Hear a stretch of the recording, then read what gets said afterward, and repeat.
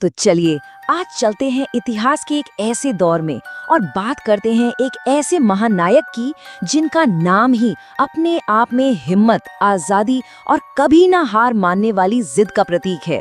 जी हाँ, हम बात कर रहे हैं मेवाड़ के सूर्य महाराणा प्रताप की। यही तो वो सवाल है जो आज भी लोगों को हैरान कर देता है। जरा सोचिए, एक तरफ सम्राट अकबर की वो विशाल मुगल सल्तनत जिसका सूरज कभी नहीं डूबता था, और दूसरी तरफ अरावली की पहाड़ियों में बसा एक छोटा सा राज्य मेवाड़। आखिर ये लड़ाई थी किस चीज की? चलिए आज इसी असाधारण संघर्ष की कहानी को परत दर परत समझते हैं। तो माहौल को समझने के लिए चलिए थोड़ा पीछे चलते हैं।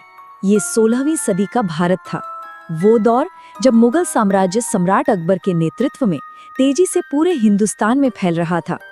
एक के बाद एक बड़े बड़े और ताकतवर राजपूत राज्य भी मुगलों की अधीनता स्वीकार कर रहे थे।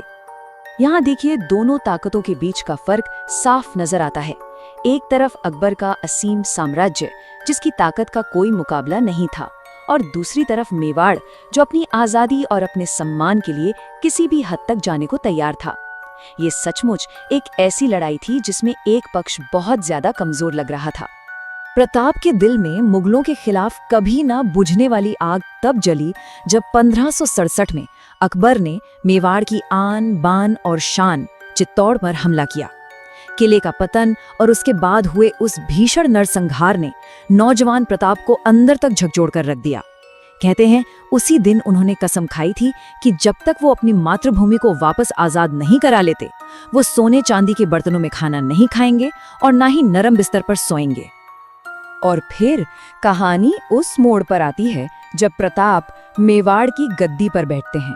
सम्राट अकबर ये बात अच्छी तरह जानते थे कि प्रताप को झुकाना आसान नहीं होगा, इसीलिए उन्होंने सीधी लड़ाई से पहले कूटनीति का रास्ता अपनाया।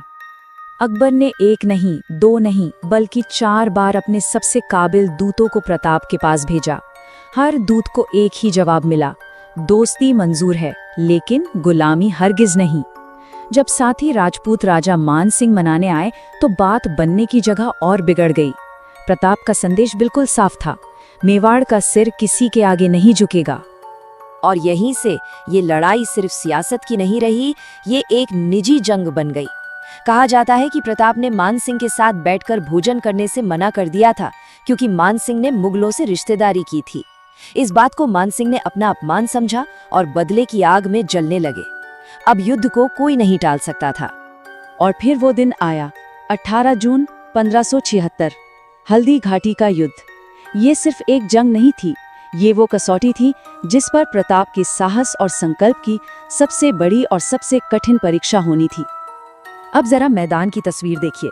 एक तरफ मान सिंह के नेतृत्व में मुगलों की विशाल सेना जिसके पास तोपें थीं, बंदूकें थीं और संख्या की जबरदस्त ताकत थी, और दूसरी तरफ थे मुट्ठी भर मेवाड़ी सैनिक। उनके साथ थे भील तीरंदाज और उनका सबसे बड़ा हथियार था उनका कभी न टूटने वाला हौसला। लड़ाई की ठीक बीचों बीच एक ऐसा नजारा दिखा जो इतिहास में हमेशा के लिए अमर हो गया। प्रताप ने अपने वफादार घोड़े चेतक को दुश्मन सेना को चीरते हुए सीधा मान सिंह के हाथी की तरफ दौड़ा दिया। चेतक ने अपने अगले दोनों पैर हाथी के मस्तक पर टिका दिए और प्रताप ने अपने भाले से मान सिंह पर ऐसा जोरदार वार किया कि मान सिंह हौदे में छुपकर बाल बाल बचे। ये हिम्मत की एक मिसाल थी। इस हमले के बाद प्रताप चारों तरफ से मुगल सैनिकों से घिर गए। जब लगा कि सब कुछ खत्म होने वाला है, तभी उनके एक सरदार झाला बीदा ने एक ऐसा बलिदान दिया जिसे भुलाया नहीं जा सकता।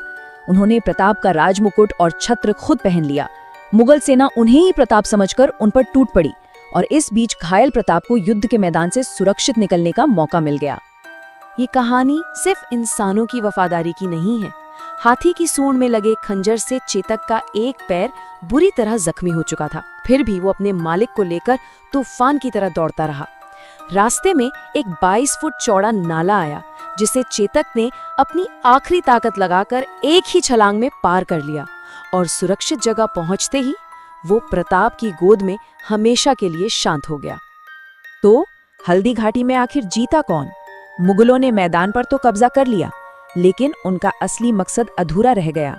वो ना तो प्रताप को पकड़ पाए और ना ही मार पाए।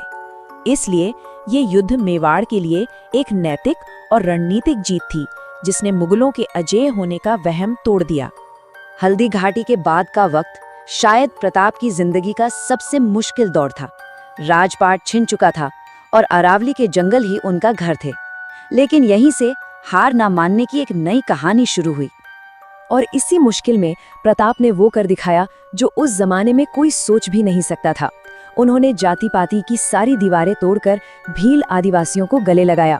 उनके नेता पूंजा भील को राणा की उपाधि दी, यानी उन्हें अपने बराबर का सम्मान दिया। और यही भील योद्धा जो पहाड़ों के चप्पे चप्पे को जानते थे, गुरिल्ला युद्ध से मुगलों के लिए एक बुरा सपना बन गए। सालों के संघर्ष के बाद मेवाड़ का खजाना बिल्कुल खाली हो चुका था। जब उम्मीद की हर किरण बुझती दिख रही थी, तभी प्रताप के मंत्री भामाशाह सामने आए। वो अपनी पूरी जिंदगी की कमाई, अपनी सारी दौलत लेकर आए और प्रताप के कदमों में रख दी। ये दान इतना बड़ा था कि उससे 25,000 सैनिकों की एक नई सेना को अगले 12 सालों तक खड़ा किया जा सकता था। इसने मेवाड़ के संघर्ष में एक नई जान फूंक दी।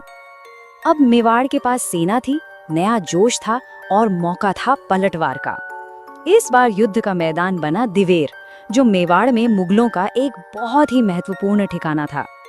दिवेर की लड़ाई में प्रताप ने अपने शौर्य का वो प्रदर्शन किया जिसकी कहानियां आज भी रोंगटे खड़े कर देती हैं। उनका सामना हुआ मुगल सेनापति बहलोल खान से। प्रताप ने अपनी तलवार से एक ही ऐसा जोरदार वार किया कि बहलोल खान, उसका लोहे का कवच और उसका घोड़ा तीनों एक साथ ऊपर से नीचे तक 2 हिस्सों में कट गए। इस एक वार ने मुगल सेना में दहशत फैला दी। इसी लड़ाई में प्रताप के बेटे अमर सिंह ने भी साबित कर दिया कि वो किसके बेटे हैं। उन्होंने अपना भाला इतनी ताकत से फेंका कि वो मुगल सेनापति सुल्तान खान और उसके घोड़े को चीरता हुआ जमीन में जा धंसा। दिवेर की जबरदस्त जीत ने मेवाड़ की वापसी का बिगुल बजा दिया। दिवेर की जीत सिर्फ एक लड़ाई की जीत नहीं थी, ये मेवाड़ के खोए हुए गौरव की वापसी का ऐलान था। इसके बाद प्रताप ने अपनी जिंदगी का आखिरी दौर अपने राज्य को फिर से बनाने और अपनी विरासत को मजबूत करने में लगाया। अगले 15 सालों में उन्होंने लगभग पूरा मेवाड़ वापस जीत लिया। उन्होंने चावंड को अपनी नई राजधानी बनाया, जहां युद्ध के बीच भी कला और संस्कृति को बढ़ावा दिया गया। 56 साल की उम्र में एक शिकार के दौरान लगी चोट की वजह से उनका निधन हो गया, लेकिन अपनी आखिरी सांस तक उन्होंने अपने बेटे से मेवाड़ की आज़ादी को कायम रखने का वचन लिया। शायद किसी शख्सियत के कद को इससे बेहतर कुछ और बयान नहीं कर सकता। जब प्रताप की मृत्यु की खबर अकबर के दरबार में पहुंची तो वहां सन्नाटा छा गया। कहते हैं कि अपने सबसे बड़े और सबसे जिद्दी दुश्मन की मौत की खबर सुनकर खुद सम्राट अकबर की आंखों में भी आंसू आ गए थे। ये वो सम्मान था जो प्रताप ने अपने सबसे बड़े विरोधी से भी कमाया था। तो आखिर में महाराणा प्रताप की कहानी सिर्फ एक राजा की बहादुरी की कहानी नहीं है, ये उस जज्बे की कहानी है जो सबसे मुश्किल हालात में भी झुकने से इनकार कर देता है। उनकी विरासत आज भी हम सबसे एक सवाल पूछती है कि अपने आत्मसम्मान और अपनी आज़ादी के लिए आखिर कितनी बड़ी कीमत चुकाई जा सकती है।